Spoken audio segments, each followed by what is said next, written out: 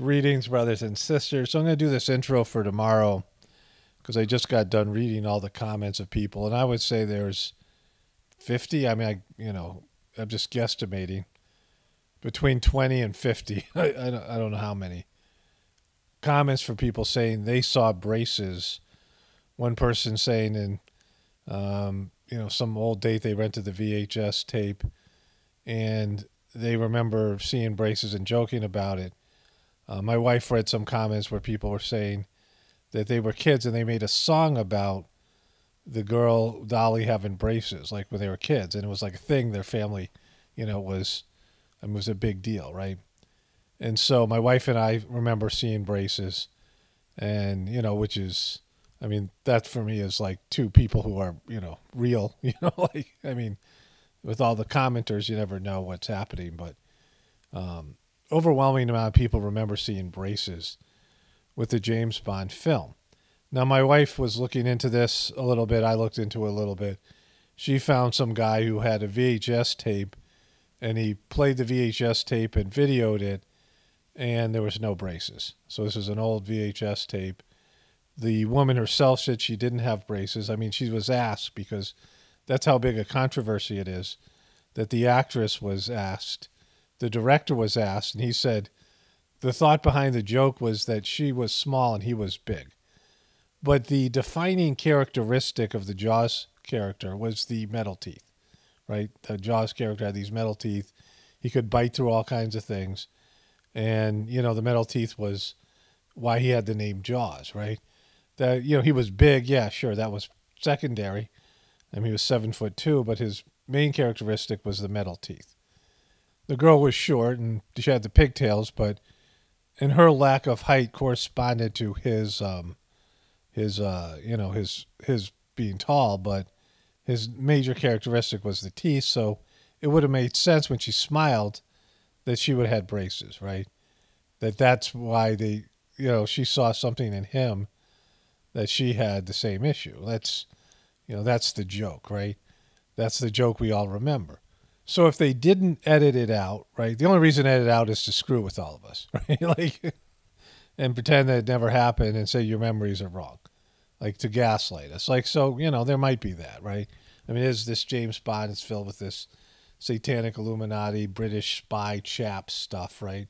The British chaps, which I was covering in an earlier video. The British are obsessed with their villains and their spy, murder mysteries and spies, and their chaps, their aristocracy, which James Bond is a part of. But otherwise, messing with all of us, and it's an old movie, right? It's a movie that is a horrible movie. Rewatching, I'm like, oh my god, this is so bad, and it's just Roger Moore was just so weak and effeminate and kind of stiff and old, there's no way he'd be doing all these. He just didn't have it in him, right? For the fight scenes and all the rest, the stunts. But if they didn't want to screw with all of us, if that's not the reason that the braces has disappeared, and so many of us remember the braces, and the braces make sense in terms of the scene, which they do more than anything else, and she has this big smile that would reveal the braces, and if they didn't have the technology to edit that out in an effective way, and again, why would they other than some psychological, operation? Then what is it, right? Then how did the braces disappear? I haven't really looked into the Mandela effect, but I told this story about how there was a road. Many of you have heard this story, but when I lived in Las Vegas, there was a road that I first learned. We got back from India in 2016 and we moved to Hendersonville, which is basically a part of Vegas. We were 20 minutes from the airport. And we didn't have a car, and it was just starting to get hot. It was May. It was the beginning of May, and it gets really hot there. And we didn't have a car yet, and I didn't have a driver's license. And, we were coming back from India after 3 years, and my wallet got stolen, so I didn't have a driver's license coming back into the country. And, I had to get everything going. I had about $5,000 to buy everything we need and start over in America. 4 kids, right? and no support system or anything like that, right?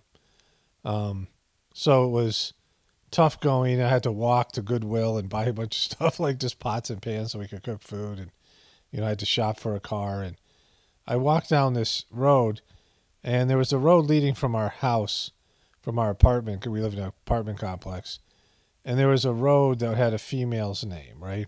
I didn't have a cell phone, so one of the first things I did was buy me and my kids cell phones. We hadn't had cell phones for years. So I used to, whenever I moved to a new place, I make a mental map of everything. And if I knew one or two roads, the road that like my house was on, and then this other road, these crossroads, I could learn all the other roads that were parallel to those roads, and I'd make a mental map so I could get to all the places I need to get to. And there was a health food store like Sprouts or one of those stores, and there was like a Goodwill. There's a bunch of things on this one road and had a woman's name, right? And so early on, I ended up, getting a van, and I drove down that road, and it was maybe there's like a weird spiritual time, something was going on, and I drove down the road, and it ended up being like on the opposite direction of where I thought the road had ended, and other times I used the road. And I was sure I was on that road. I saw the street sign, and I said, wow, I ended up here? How did I end up here? I thought I was going in the other direction, right? And I tried that road after that, like the next day, like so many like different times, right? And it didn't end up leading me to the same spot. And, I was sure that I took that road the way that I thought I took it. Like I didn't take a wrong turn. I wasn't going the opposite direction. I wasn't confused or something like that. And it was just not explicable. Like that one time I took the road, it ended up being in a completely different, the opposite direction of where it should have been. And it ended up somewhere where the road never would lead in any other time, right? And so I was kind of weirded out by it. And, I really thought about the road for, multiple, I heard about this Mandela effect, and for like a year or two, I thought about this road quite a bit. I thought about that experience, and I was trying to think of like an explanation for it, some logical, reality-based explanation. And so in the Sajmark tradition, there are a couple stories that are like this. There's 3 stories that go with this. There's this guy Kamlesh now who's a fallen master who was made president, and he's fallen, and it sucks. And I've talked about this in multiple videos, the whole Journey series. And when Charji, his, the president and his predecessor, he was supposed to be Charji's disciple. When he was made master, this guy Kamlesh, was a young kid, 18, 19, 20 or something like this. And, when he heard Charji was master, he was so mad, and so many other people were really mad about it, that they bought a gun, and Kamlesh was going to go shoot him. And they were in northern India, in Babaji's hometown of Shahjahanpur, which is a rural village that has like 4 roads in it, right? Like it's not very complex, and it's not a big city. And they were driving a road that they had driven so many times before, and they could never find Babaji's house. Like they did it for hours, like they were driving all night. And like a scene from Boys in the Hood, if you ever remember that movie, Kamlesh tells a story that he was like, well, there's something wrong here. There's something like this shouldn't be happening. And so he changed his mind, and he got out of the car, and he didn't try to go kill Charji. And so there was that story. Another time, Charji got lost in some part of northern India, and he was also in a place that they had driven multiple times before, and they got lost in a way that was inexplicable. And they ended up in this rural village, and there was a guy saying, hey, I know who you are. You're the secretary of the mission, and I'm desperate for an individual sitting in some transmission. And the guy was weeping, right? Like he was so, upset. He said he was crying, hoping that Babaji would send him a preceptor, and Charji showed up, and Charji gave him a sitting, and then they got back on the road, and they figured it out, and they made it to Babaji's house. So there were a couple of times where the fabric of reality was sort of tilted, or, some sort of glitch in the matrix or whatever. Another time was Charji was in Italy, and he was by himself. He was there for business, and he was desperate and like really depressed and feeling, just not good. And he looked down. He had like a little balcony. He was in some sort of hotel with a balcony, He looked on, there was like a horse and carriage, and inside it Babaji was, who was, in northern India at the time. He was old, he wasn't there, physically, but he saw him, he's right there. Babaji's like right there. And then he went back to India, and he went to Babaji. He said, I saw you in Italy, and Babaji like gave him a smile, he didn't say I was there, but he gave him a smile, like, yeah, you know, I did something, right? And so there are times where this like simulation that we live in is warped in some way. And so, I thought about this road thing for a long time. And then I met my wife, and her name is the same name as the road. Her first name is the same name as that road. And, it was maybe after 6 months we were together, and I was, maybe I drove her back to the airport. I was, living 2 hours north of Vegas at that point. And I remembered the road, and I said, wow, wait, that's your name. And I told her this experience that I had with the road, and then, how it just something I thought about all the time. And it was, interesting that this road, that this woman's name would, end up being my future wife. So there was that. And there's a few other things I've experienced like that, where the fabric of reality, things are, like they violate the laws of physics. And so if they didn't go back and change this, and millions of people are misremembering the logical explanation that this girl had braces when she busted out a big smile, and that's why Jaws and her got together, then what is it? What's the explanation? There's a lot of people talk about this Mandela effect, and that there are all these things that have changed. Some people talk about things that have changed in the Bible or have changed in, ancient books, and, like some kind of, rewriting of a, like there's some kind of blending of different alternative realities, and they've got mixed up or jumbled. And, I don't know, but I mean, there's a lot of evidence supporting something like that happening. But anyways, let's get into the video here. Oh, I just want to say, because I was saying to my wife that, like, all roads led to you, right? So, because that was the joke. All roads lead to, and that's how I felt about that road. That road was like the center road in my, new existence when I returned to America. It was where I would base all my travels for that year that me and my kids lived in near Vegas. And then, about a year and a half later, I was remarried, or, with this woman, 2 years, whatever it was. So, interesting. But anyways, let's go to the rest of the stuff here. I want to add to this what I was saying yesterday. Still in sort of a blissed out state from the spiritual gathering, but I had some thoughts about this idea of it being a simulation, and that our reality is a simulation, which it is, because without knowing the details of the illusion that we live in, if you believe in a soul, if you believe that there is a spiritual essence that is manifesting your body, has created your body, your life, your circumstances, your, everything that's here in the material world, then this is a simulation. Your soul is your real life. Your soul's eternal, and it's in this, this illusionary reality encapsulated in a physical, three-dimensional body. And your ego and your persona and, all the things that are attached to your body. Like, they're things that, how you perceive yourself, right? In terms of when you look in the mirror and how others perceive you. And it starts to limit what your potential is, right? It starts to decrease what your, soul has to offer. Your full potential of your soul. It starts limiting you to your attributes, your flaws, and your skills, and your abilities, and your talents, and your negative qualities, all these things, right? So you start defining yourself as, this is what I am, right? This is, all that I am. And the more you have just body consciousness and not any sort of spiritual expansive, understanding of your spiritual nature, you start limiting yourself to your body and your life of your physical life.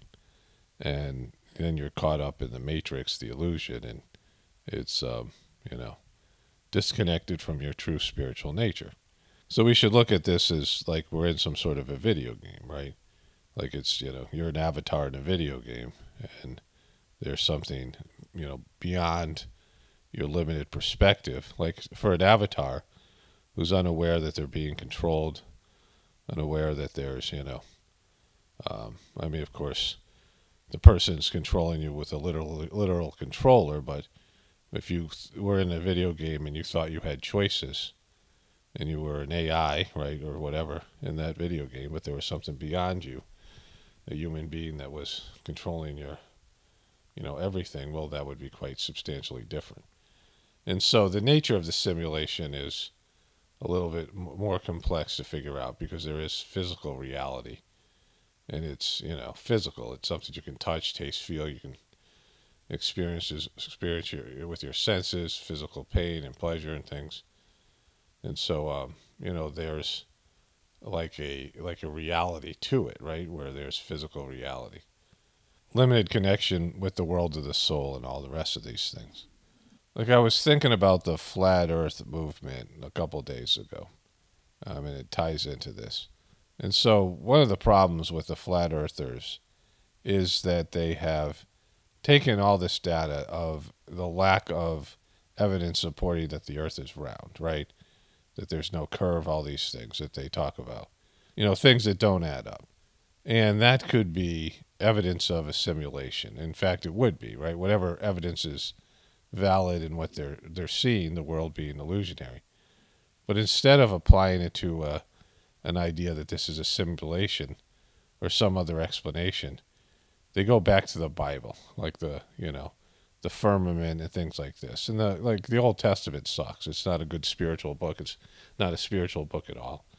And the New Testament's limited. It's if it's all like if you're born into the Christian faith and you're told Jesus is the most powerful being in the universe, and the person who had the greatest spiritual life, that's what at a young age, those impressions and indoctrination sink in, right?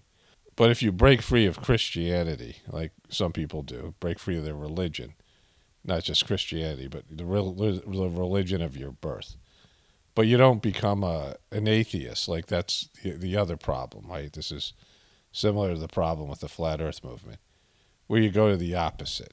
Right, so the flat earth movement looks at it like, okay, science is like liberal and science is, corrupted and science is all these bad things. And the Bible is pure, and so if the earth isn't round, it shows you that NASA and science are wrong. That must mean that the Old Testament and the Bible are right.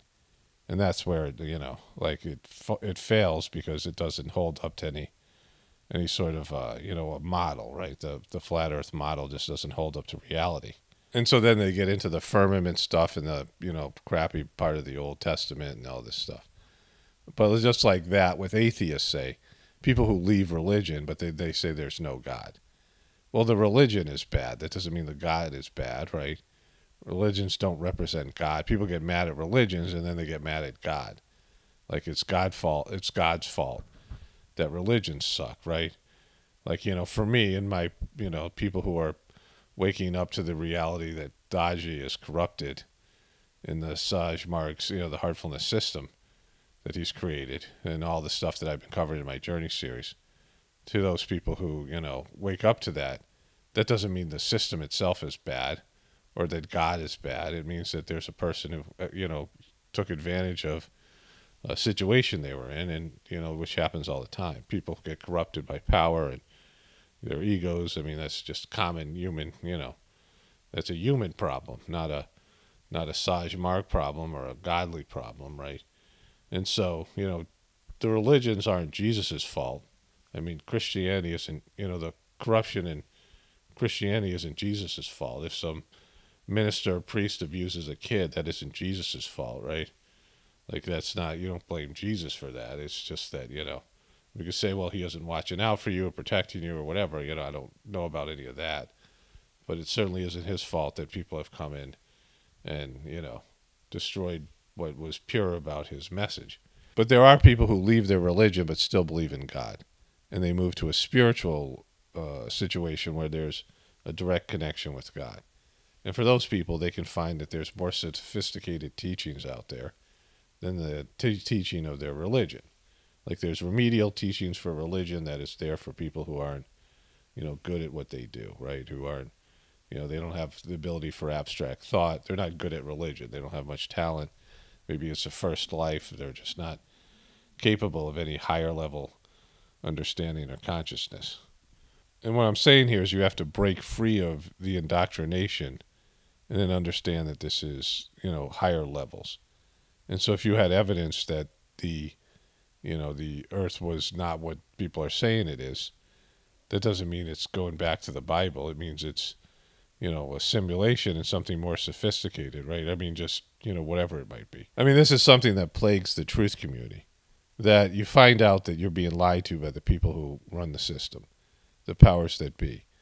And then you jump at the first explanation of, it happens all the time. People come up with an explanation of what really happened. All right, we've been lied to about this. This is what really happened.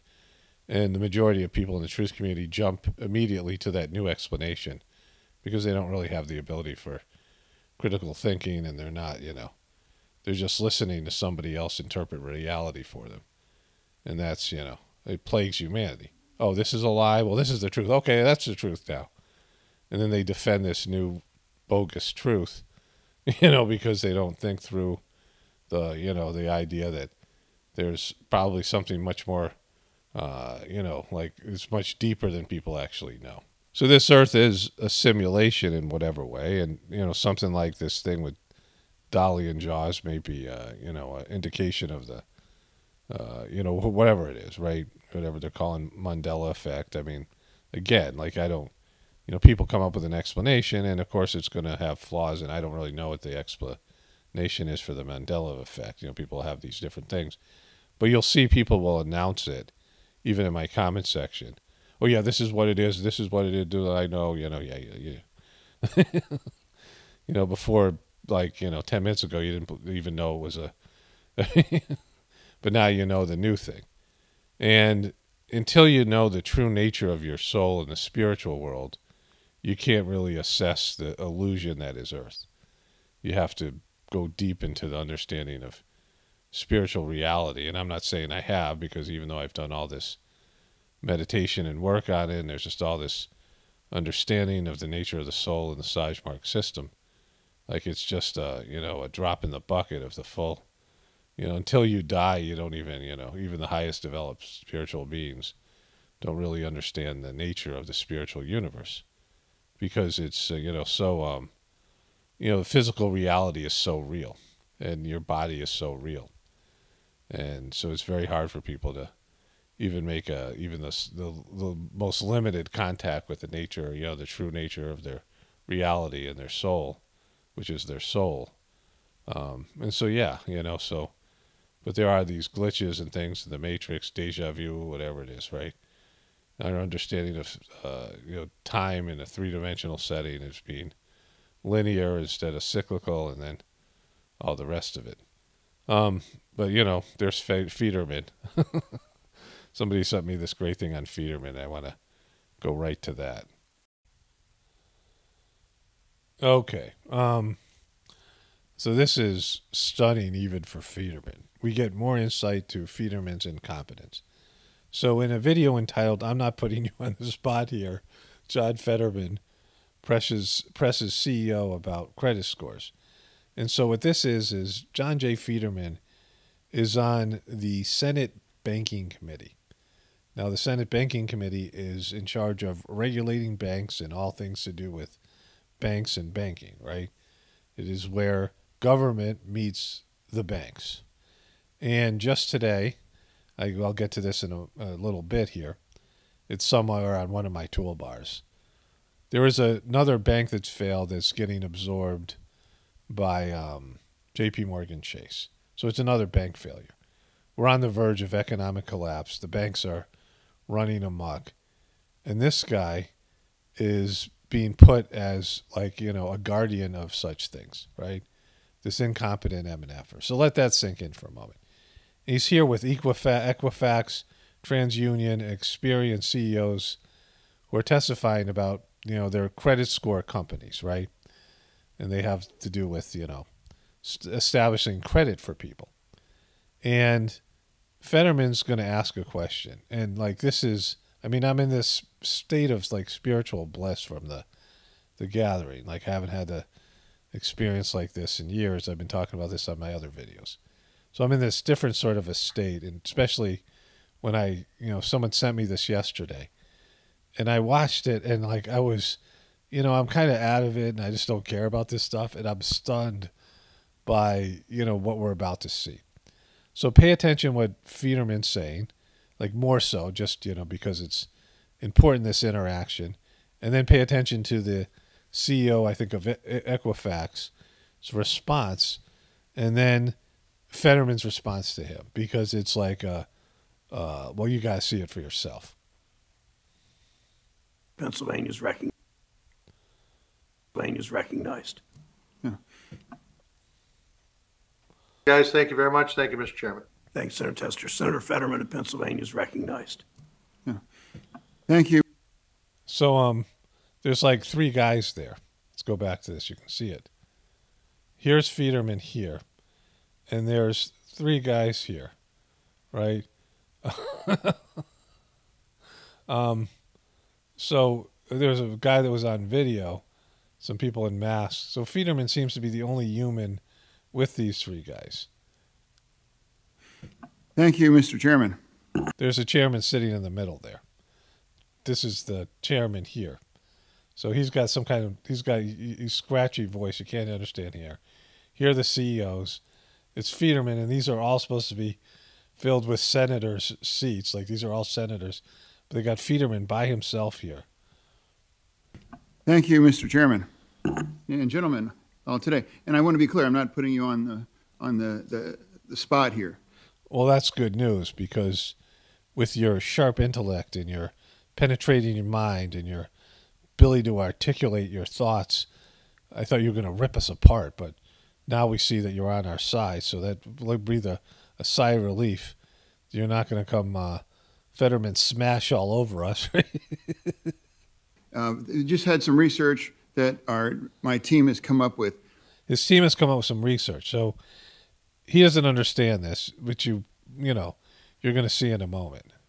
And it's like there appears to be a systematic bias in the credit reporting. About 5,000 adults, about more than half of Black Americans. So there is 10% of the population, I believe, 10 or 11% are African American. And so that's in the millions, right? That's like 30 million people. He just said 5,000 adults. This is like a JoJo Magoo number where it just gets thrown out. And he just says a number, but it's like, because he doesn't understand what he's reading. So he throws out a number there. 5,000 adults. Like, watch that again.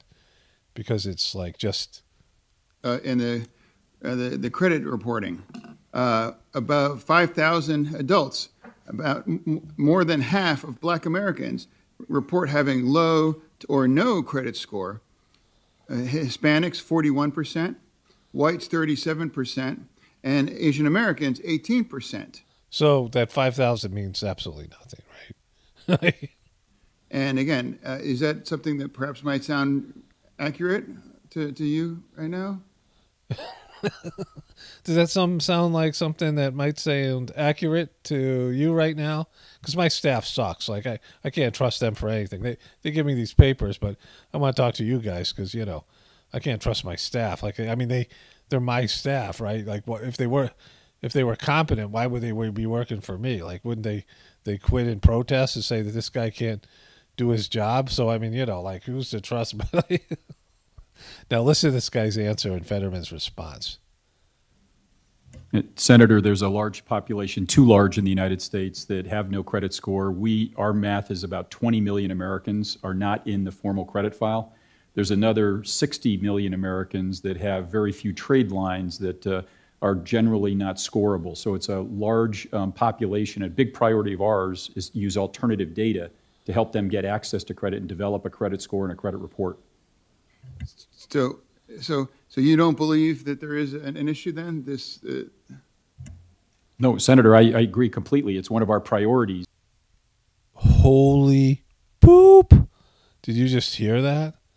I mean, look at this woman right here. She looks like some sort of Kristen Wiig character, right? She's like, holy boop. I mean, this guy, right? So Fetterman says there is a large percentage of people who don't have any sort of credit score and, credit file. And he broke it down by demographics. And then this guy comes in and says, yeah, there is a problem. And then he's about to say, yeah, we're focused on it. So he says 20 million people, 20 million adults don't have any sort of credit score at all, credit file. Another 60 million have almost nothing or, low to nothing, right? And that's 80 million people. There's 250 million adults in America. And so that's about 32%, 1/3. So this guy confirms what Fetterman was saying. Anybody can see this. And Fetterman goes, yeah, so that means you don't think there's a problem? And he's like, no, I just agree with you. And everybody's sitting there going, oh, my God. But you can't be looking at this guy going, he's mentally competent. And so there's a couple of things here. Now, there's two ways of being a public speaker. You're somebody who can sort of freestyle. You might have some preparation or some ideas of what you're saying. But there's some spontaneity, and you can go out and, you can go off the script, right? Just, free, like freestyle. That's what I do here. Like I just pick up a microphone. Sometimes I have some thoughts ahead of time. Sometimes I just react to things. And so that's one way of speaking publicly. Another way is reading a script. You can be an actor or you could be a good reader. Fetterman is horrible at both of them. And I've said before, communication and being able to sell yourself as being competent and knowledgeable and be able to spin things and manipulate language is a huge part of being a politician. It's probably your biggest job. And Fetterman's horrible all across the board. But we can see that, right? We can see he's horrible at that. We see when he's debating, he can't, think on his feet. We see that he can't read. He can't, he's inarticulate, and again, some people are like that, and that's okay. Get another job, right? Like not everyone's going to be verbally, articulate. Not everyone's going to be have good verbal communication skills, and so you just go do something where that's not necessary. You have other talents, but Fetterman has got one of the worst jobs for this, where he's constantly speaking publicly. In this case, he's supposed to be on the banking committee, and he's clearly not up to the task in terms of his verbal skills. But that's one thing, right? That's, okay, we all know that. We've seen that before. But we do know that he has other issues. He's talked about being depressed. He's had a recent physical issue with a stroke. He talked about getting lost walking around D.C. And he's talked about, we've seen him lose weight, things like this. And he was hospitalized for emotional issues. And one thing that he said before that was that when he heard adults speaking to him, he said they sounded like Charlie Brown used to hear adults in the Charlie Brown cartoons. Wah, wah, wah, wah, wah, wah, wah, wah, wah, right? That's what he hears. And now we see it. He has no ability for comprehension. Like he didn't comprehend this simple exchange with this guy, right? Like he has no idea what's going on. So he, let's go to this part right here. Whites 37%, and Asian Americans 18%. And again, is that something that perhaps might sound accurate to you? To you? Senator, there's a large population, too large in the United States, that have no credit score. Our math. So he's agreeing with them, right? Obviously. Is about 20 million Americans are not in the formal credit file. There's another 60 million Americans that have very few trade lines that are generally not scorable. So it's a large population. A big priority of ours is to use alternative data to help them get access to credit and develop a credit score and a credit report. Okay, so it's a problem, and we're trying to work on it, right? So you don't believe that there is an issue then? What? Poop, right? No, Senator, I agree completely. It's one of our priorities to focus on access to credit. We think it's a big issue, and it's one I know the committee's focused on, and we're 100% aligned with the issue, and we're focused on using alternative data to address it. Okay. And, well, is there any trends or patterns that you noticed about race and credit reports at all? Well, Senator, perhaps I can answer that. The credit reports are not allowed to include any information, you know. You know, and since you're Senate Banking Committee and you have a staff that's supposed to research these things, your whole question is not accurate because they're not allowed to look at that. They're not allowed to factor that in, which of course they shouldn't factor race or any of these things into your credit report. It should just be financial. If they're going to factor it in, then that would be some sort of prejudicial type of situation, right? I mean, it would be bad. It would be racist. And so, you know, and he should know that. Like, he just asked this question that has no bearing on, you know, and like he's got a staff and, you know, clearly they suck. Protected characteristics, race, religion, ethnicity. So the reports are completely blind to those factors. I think what we're talking about here is the issue you've discussed, which is one of underrepresentation across many communities. And we do agree that's an issue.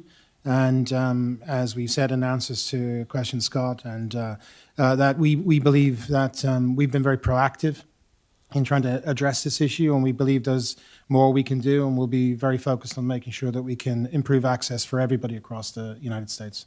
Thank you. Thank you.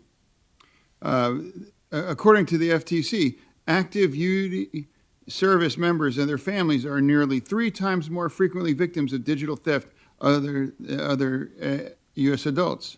You know, what are you able to do to protect to the credit for all military families, both the active duty and non-active duty, including the National Guard, Reserve, and Veterans, so say a higher than average risk of financial fraud, particularly cybercrime? This guy's a senator. You just, I mean, that was, it's cringy. Like, you, I mean, you know, like I mock Fetterman, but like, oh my God, like he's way worse than Magoo. And they were hinting at him running for president, like having some higher office. Jane Pauley, when she interviewed him, said, you know, what's your next, you know, how do you see yourself moving forward past being just a senator? Like, he's not able to do his job. He didn't show up for the first 6 weeks because of mental illness and physical breakdown, mental and physical breakdown. And he sucked before that. He's never been good. And now he's like, you know, mentally incompetent. He can't do his job. Like, that was not being able to do his job. Well, Senator, perhaps I can answer on behalf of Experian. We make our credit reports and scores free to all active servicemen and women and their families. So it's entirely accessible to them all the time. Senator, you know, their job isn't to prevent credit fraud, right? It isn't prevent them from being exploited. Like his question again, he doesn't even know what these guys do. They publish credit reports, and we all know what those are, right? They're not out there, you know, fighting against fraud. That's another, like, he's just lost, right? And then, you know, inarticulate, and he doesn't know what's going on around him. Union does the same, and I think it bears repeating that at the beginning of the pandemic, as an industry, the credit bureaus went from providing consumers with 1 free credit report a year to 1 free credit report per week. And I think that's critical because we want consumers and we want certainly active military personnel to be able to access their credit information and to benefit from free monitoring products. Anyone else? And Senator, the same with Equifax.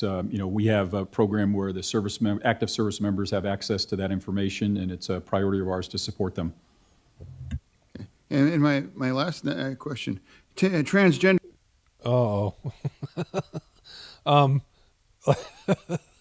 like he doesn't understand that what these guys do. Clearly, he doesn't. Right now, by providing credit reports, then you could see that something happened to your credit. so you could get to it more quickly, that they're being targeted in some way, which is bizarre, right? That ex-military and military professionals are more apt to get scammed or have something bad happen to their finances, and that seems to be maybe targeted for some other reason, right? And that's for the government to help. I mean, the government's not even protecting them, right? But he's asking these questions based in demographics and things, and he's about to do it again here. And my last question, transgender and non-binary computers face a mirror of He said non-bi, not non-binary. credit reporting problems if they change their names, including fragmented reports among other issues. These problems can be devastating to the consequences. They can be devastating to the consequences. He just said they can be devastating to the consequences. These problems can be devastating to the consequences. What steps have Look at this guy right here going, oh my God, I need to get my resumes out. any of you or agencies taken to prevent credit reporting problems for members of this community? For memories of this community. He meant members. Like, he can't speak. I mean, this is him doing his job, right? I mean, for me it's great because I love, and I'm a big fan. Well, let's let him finish here.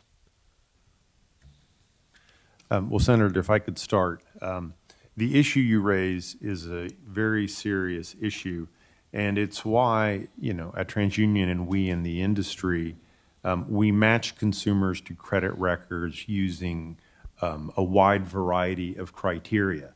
There are often name variations. We've also got to look at Social Security numbers and phone numbers and a variety of addresses. And again, Okay, so one of the things I liked about Trump was he didn't act presidential, right? He acted, he was petty, he was immature, he was childish. He tweeted at 2 a.m. He had these like rap battle beefs, like rapper beefs, and just all of it, reality TV star stuff he did. And, it tore down the mystique of the presidency, the office of the presidency. And it drove the people nuts on the left and media, even more so in the Republican Party. They didn't act presidential. He didn't keep up this fake persona of the president. And Fetterman's doing this to the Senate in a much more grandiose fashion. Because if this guy can be senator, then, it's not even a real job. It shows you everything's fake. Because if this level of mental incompetence is in a position of power, then the system would implode. And, there's lots of senators and, people who do, whatever they are. Also, politicians in general, governors, that are dopes. You see it when they're debating. You see it when they're being interviewed. Now, they're not like real people. And they're not like spectacular. They're not like the cream of the crop. They're not the best of the best, right? And they have a lot of smart people around them. And they're manipulated and handled. And that's why this is, kind of great for us, because it shows you that it's all a joke. Like, there's no way this guy should be, even on a state level. Because, he was in charge of something in Pennsylvania that affected the outcome of the election, the presidential election, and whatever, things that he was doing in Pennsylvania. He doesn't have a good mind. He doesn't have a good, speaking presence. He's, physically, weird looking. He's this giant ogre, like a Fetterman smash. He's got this witch of a wife, weird kids, and, all of it like wraps up into one giant Fetterman package. And now you can see that he can't comprehend what's going on around him. And he wasn't prepared, right? He asked questions that he should have known the answers for. And none of those things were really, these guys are running a business, and they're going to continue running the business the best way that is for them financially. And there's no one else there, right? There's no one else even bothered to show up. And the right wing and, people in the Trumpers and all these, people who are so upset at all of it, and people in the truth community are watching this guy, and they keep on putting him on TV, and he's always fails. So wonderful. Let's move on to the next stuff here.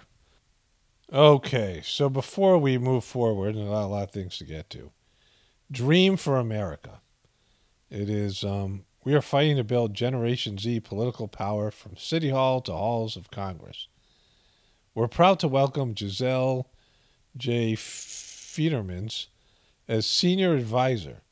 Giselle is a trailblazing activist and nonprofit leader who's founded 15104 Free Store for the good of PGH, I'm not sure where that is, don't care, Pennsylvania maybe. Food rescue, helping fight for food security and thousands of working families. Welcome to the dream team, Giselle. If she's on it, it ain't a dream team, right? And so weird looking, like the eyebrows and just there's something off there, right? But then there's this. Got him in a tux for the White House Correspondents' Dinner. Yeah, that's not a tux. He's wearing sneakers, which, I'm a big fan of. I'm not, but that's a suit. It's not a tux. Maybe that's part of the problem. Here he is with Enos Freedom Cantor, who is met someone finally who made Zhao look short. She's always trying to make him look short. Like she's always trying to emasculate her man. And there she is. Made a bestie in D.C. She's got photographer who's taking these pictures, right? And that poor dog. And then this. I know it's late, but White House Correspondent Dinner weekend day one did not disappoint. Look, there she is with somebody famous. I don't know who those dudes are. Don't know who that dude is. Kind of know who that person is, but not really. And then let's go to Fetterman. Just a couple of dudes bumping some irons. So we got this beer called Iron City beer. I guess it comes from maybe Pittsburgh or somewhere in Pennsylvania. Congressman Chris Deluzzo, happy Friday. Cheers to Yiners everywhere. And he retweeted this guy's tweet. And so he wanted to share a taste of home. This guy also must be Pennsylvania, and they're pumping irons. So here comes Lurch. He gets the beer. All the good stuff. He brought him the good stuff. Cheers. Boom. There they are. Drinking some beers. There he is in his tux. There he is showing up for work as senator. This is what he looks like when he goes into his job. Everyone else is wearing suits and grown people's shoes, and I don't wear them. Like, I'm not a suit person. I don't, but I'm not a senator either, right? This is the appropriate work attire here. This is, some guy that security is, if you show up like this, security is going to red flag you and try to get you out of the building. Other guy drinking the beer. Give me a sign and we got the whole thing. You got to feel it. He's got a sign here. Yisner, Visner. There they are drinking the beer. Stay here and drink beers all day. He could stay here and drink beers all day, and this guy's already dressed for it. So he recently got checked into a hospital for depression, was there for months, couldn't do his job, and he's now drinking a depressant, in the middle of the day. I mean, this is this commitment to his job, his work life. And you're just going to see him. Look at him go. Keep on drinking. There you go. Couple of guys, couple of dudes. This should be happening more often. Exactly.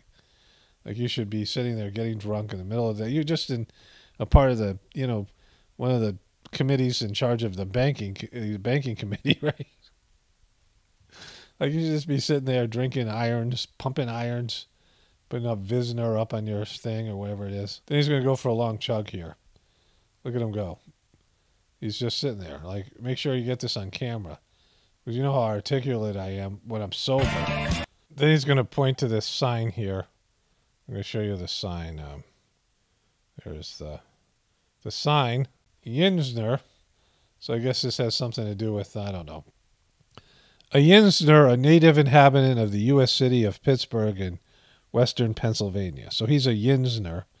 That's what that means. And so what does a Yinsner mean? Yinsner or Yunsner was historically used to identify the typical blue-collar people from the Pittsburgh region who often spoke with a heavy Pittsburghese accent, or they couldn't articulate at all. They're often chased by villagers with pitchforks. The term stems from the word yins or yuns, a second-person plural common pronoun, second-person plural pronoun brought to the area by early Scottish-Irish immigrants. What is Fetterman's nationality? American, right? What is his background? It says here, you know, this place where he went, Harvard. He went to Harvard for a bit. What is Fetterman's religion? John Fetterman grew up a Christian family. However, he is part of the Jewish community as well. People are baffled by this, whether he is Jewish or Christian. John is lieutenant governor since 2022. According to the Ancestry, John positively connected with the Jewish community. And so ethnicity German as well as Swiss German and French Huguenot. And so that's John J. Fetterman. Army aviators ready to leave the military told they owe 3 more years instead. Uh-oh. Sounds like they're preparing for a war, right? They did that stuff with the stopgap, stop loss, or whatever it's called. And turn this primary from a campaign that's about negative attacks into one about what we're for, because we cannot get reelected. We cannot win this reelection. Excuse me. We can only reelect Donald Trump. Okay, that doesn't, sound like you're doing your job there of trying to get Trump not reelected. This is Real Housewives Bravo Brandy. It's that Brandy, whatever her name is. Somebody sent me this. I don't remember why.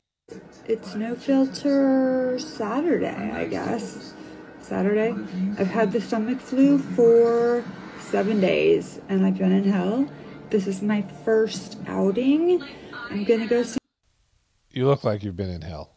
my friends, my real friends. Bye. Wow.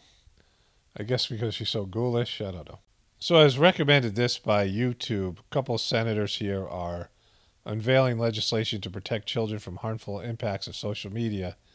And this is essentially allowing parents to have the same control as they say over and over, this guy says over and over again, in the children's cyber life that they do in their real life. And so I don't even know how that would work, whatever. I mean, if it's good, it's good. I don't, I don't have any faith in any of this stuff. But he says something here that's kind of epic. These are the kinds of practices that we want to stop for America's youth. So that, again, just like the challenge of online age verification, the claims that this is somehow going to create some new centralized database or national ID, it is completely false. And frankly, if you're arguing for that and you're not misinformed, you're just shilling for the social media companies. Kaboom. Well, or you're lying. I don't know. The term using the word shilling, it's become, that's a truther term now. It's a word that's been around for a while, but it's been popularized in the truth community. Stasi Schroeder, I think the person who sent me this said this person's on Vanderpump Rules. It says, I am the devil and don't you forget it. So there's that movie called The Devil that involved an elevator. I've talked about how elevators go to hell and stairways go to heaven. I mean, that's metaphorically like a Hollywood thing. And so then she does this. So the door opens. And there she is there. I don't think... Oh, apparently there's some terrific music here as well.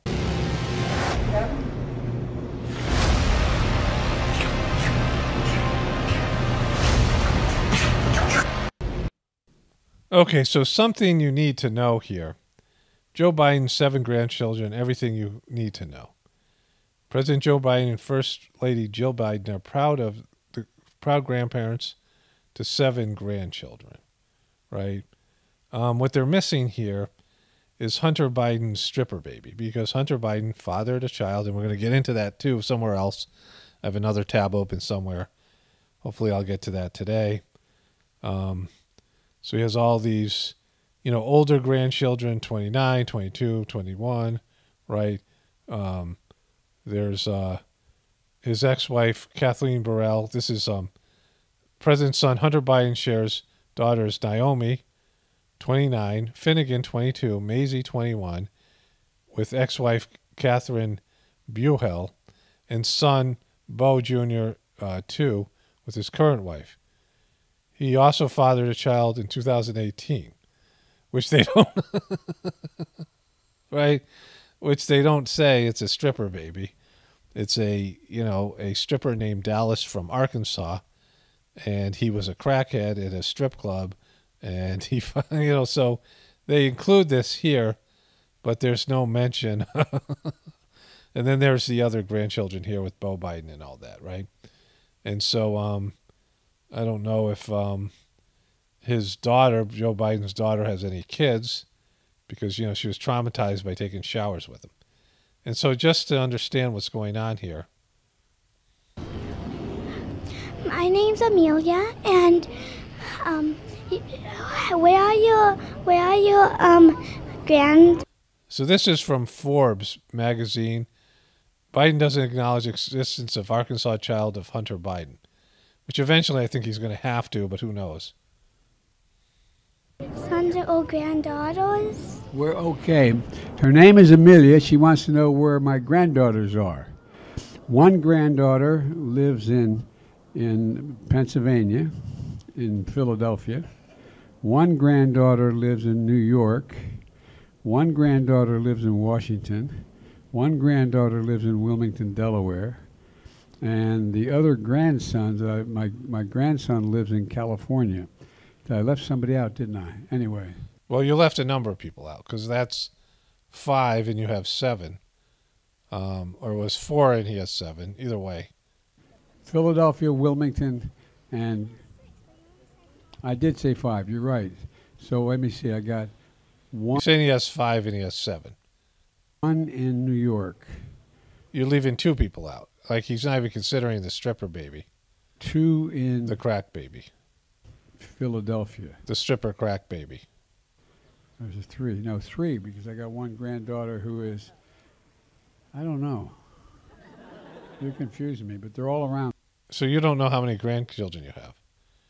Like, that's... And you're in charge of our nuclear codes.